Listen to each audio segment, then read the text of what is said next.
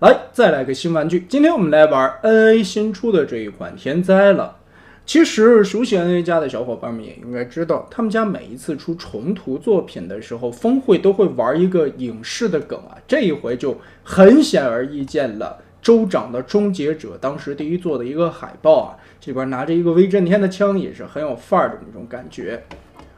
侧面这里、后面这里都是玩具的实物展示。来，我们直接上玩具。配件的内容，这回除了替换手型，还有大枪、大斧以及披风和这把血红的大刀了。可以说这回的造型感觉还是非常不错的，而且黑色的这种味道呢，因为就像之前蓝色一样，它是一个收缩色嘛，所以显得身材也不会像那么臃肿了。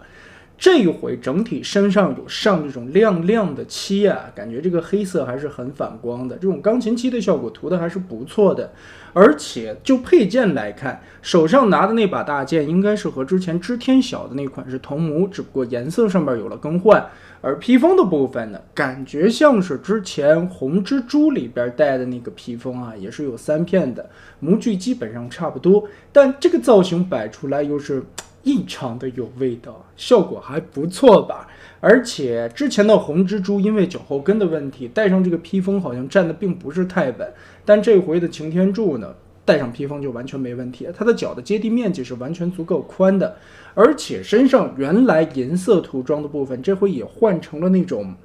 就说不出来的天灾配色的那种金属色吧。尤其在胸口下方的这2条啊，还有裤衩方面，尤其看裤衩方面的造型，其实跟之前是也有不同的。这个裤衩是重新替换的一个造型，胸口的部分和之前通天晓的模具也不太一样。这个应该是之后擎天柱那个模具会用到的胸口吧，甚至2个烟囱的造型也是和之前通天晓的那个细长杆的感觉不太一样的。这回上面有了一些散热孔的刻画。顺利的打开胸口，里边也是有能源宝的红色的一个点缀吧，而且这一回因为窗户开了一个不同的方式嘛，就是这个应该是擎天柱的胸口窗户了。摘下披风后，我们来看后背的造型，也是和之前通天晓的那个里边的白车头造型不太一样。当时通天晓的那个芯儿，为了是还原将来以后合体马甲以后的一个造型，而这一回呢，后背的这块零件也有了改模，更像是擎天柱的那个背包吧。但下半身的双腿呢，又和之后 NA 公布擎天柱的那2条腿是不一样的，所以说这一套黑色的版本的模具啊，还包括后续出的那个紫色的版本，应该是中和了擎天柱和通天晓的那个白通的车头2个模具之间的一个产物吧。但是看现在身上搭载有一些孔洞啊，在这款上边是用不到的，同时变形也不需要的一些卡孔，加上它变成车以后可以搭载车厢。我一直在想 NA 后续会不会给这款黑色的天灾，或者说紫色的那一款擎天柱啊，再搭配一个马甲呢？因为曾经的 MT 就是那样去做的啊。所以呢，如果说这2个角色搭配马甲，效果应该也是不错的吧。同时我们看到很多的接口啊，这些孔洞到时候应该可以利用起来吧。如果说再开发一套马甲出来，应该会很帅吧。装上大枪和斧头以后的效果，这个我感觉应该和将来的擎天柱是差不多的了，可能将来擎天柱的上半身也就是这个样子了。而且头雕的部分采用了金属漆来涂出来那个红色的瞳孔啊，这个也是非常漂亮的。拔完智齿以后说话还是不太利索，所以我尽量就少说话吧。因为之前咱们在通天晓展示的时候是从车型变到人形的一个过程，所以这回咱们来一个逆变吧，直接进入它的一个变身过程。变形的第一步，我们首先先把胳膊这块处理出来，手腕记得先旋转个180度，让全心冲下，然后翻开这里的这块板子，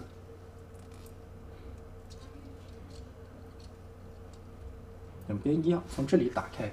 然后旋转的同时腾开空间，接着腰部双关节拉伸出来，中间是合金杆，先把腰扭个180度放到后边备用吧，我们就不用管它了。裤衩的这边也旋转180度准备好，然后我们处理上半身，这里往下拨一点点，腾开这个卡扣，然后把两侧的腰甲放下来，同时根据中间这里的合金关节再往下拨。轮子我们先打横，为的是给胸口这里腾开更多的空间。把它旋转下来，翻转180度，把银色的保险杠露出来。这个下方是有伸缩的，先不要着急，不用管它。车轮摆到大概正确的位置上。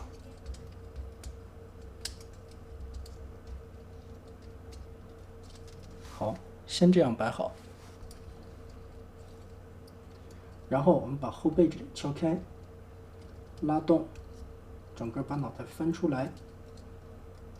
接着，一个蛋卷式的卷胸，从腋下把这两块板子完全的伸出来。车的前脸这里全部的打开，然后翻到肩头，我们来看，顺着这个地方的关节旋转180度，把肩关节往后翻。擎天柱的胳膊屈肘的时候啊，因为经典的擎天柱的一个变形方式就是90度往这一拐，很有灵活，但 NA 这回取了一个巧。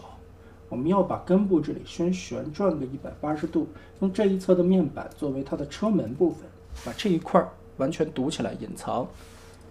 然后看下方这里的一个卡扣，这个卡扣连接手臂内侧这里，把它完全都放进去，卡孔对准，插上，这一块就固定起来。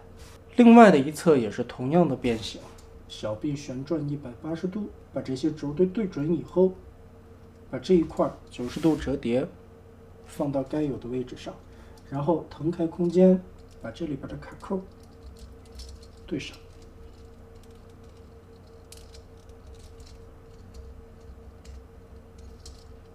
这里的按扣卡到位，好了，两条胳膊就放好了，然后把脑袋往里蜷缩，把这一块要打开啊。翻转进去，藏起来，然后再把这块压平。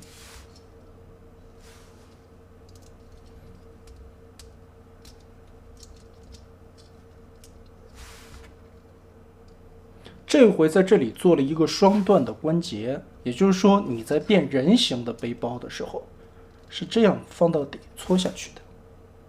变成车的时候，这里会缺一块嘛，我们就把这个关节拢起来，贴到这里，这样车头就更方了。然后把腰部这里尽量的往后拉，腾开这里的空间，让这一块的腰甲凹槽的部位和胳膊肘下方的倒角处卡住。车前轮定好中间的凹槽扣子，移动这个滑杆，让卡扣定好位置。接着前方的保险杠往里压，贴合起来。我们现在就可以处理车头整的这块面板了。左右把车门解放开，车窗透明件翻起来，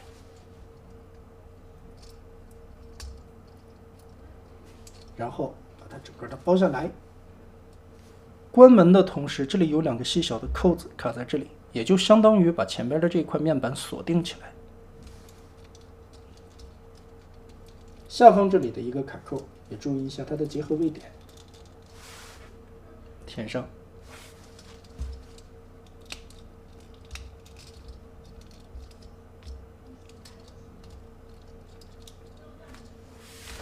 整理过后，现在的车头部位基本上就变形完毕了。翻到底盘来，我们把这个后裙甲翻起来，双段关节两个卡扣插在前轮下方这里的两个孔里，定好位置。现在的车头才是完全锁死的状态。两方的侧裙甲往开拉一定的关节，接着拖胯，拖下来之后，再把这两个往里夹，夹成向内的两个角度。大腿旋转一个方向，转到这一侧来，一条腿一条腿的来变，顺着可动的关节把这块打开，然后这里的卡孔打开，旋转过来，腾开这里所有的位置，然后脚的轮子放过来。我们最后要处理的是放到这个方向，脚底假油箱放到正面，接着进行一个双段关节的 Z 字折叠，我们就可以把它贴合到这一块来。但是这里先不要密合，前腿板这里我们最后还要处理。拉到这方来看，这个下方膝盖的油箱处有一个滑道，我们要往下推一截，推下来这一节之后，前面的这块板子才能密合到这里，后方这里卡过去。好，一条腿我们先整理到这里，最后再一起密合。另外一条腿我们换个方向来看，首先把这一块脚部接地关节打开，这一块整个的分开，下方这里整个的拉展，解锁开。需要注意的就是这个滑道，这个地方说明书并没有指示的详细啊。注意这个滑道的位置，无论你是正变和逆变，一定要把这个滑道处理干净，它变形的时候才不会有卡住的效果。挪过来，腿部的油箱造型变成了车尾部的灯，然后贴合过来，轮子一分为二，脚尖放好，